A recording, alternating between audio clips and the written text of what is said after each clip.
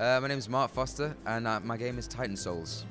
Titan Souls. So we played Titan Souls quite a bit, actually, and it's really fun. It's a sort of 2D, top-down, dungeon-y type game, but it's all boss battles. Yeah, so you can tell us about that? Yeah, so the entire game is, like you say, is boss battles. You get 1 HP, so when you get hit, you die. The bosses also get 1 HP, so when you find their weak spot, you just need to hit them once to kill them. And you have 1 arrow. So when you shoot your arrow, you either have to go pick it up manually, or you can pull it back to you.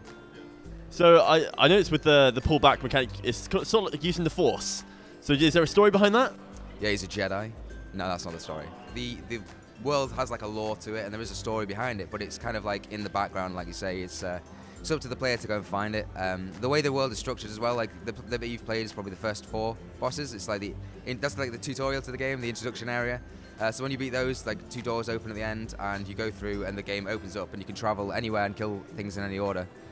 So it's not linear at all. So do you know how many bosses are in? Because it must be a lot. Yeah, there's 18 in the full game total.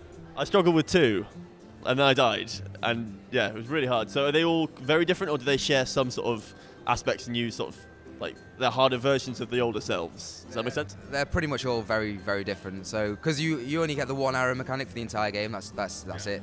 So the way it changes it up is like every single boss is like completely different, and it has different kind of mechanics, different uses of the arrow. So sometimes you have to use the dragging of the arrow as things like that. We just mix it up as much as possible. So what inspired the boss-only mechanic? Because there's no minions, there's no little guys. It's all the big one guy, huge, and you have to kill him. Yeah, we originally made a game for Ludendare. It was a 72-hour game jam.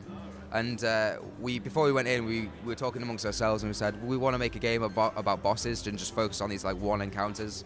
And then the theme came out, which was you only get 1, and that's where the whole 1 arrow, 1 HP stuff came from. So we originally had the kind of idea about boss fights. I think we said we'll do a Shadow of the Colossus demake.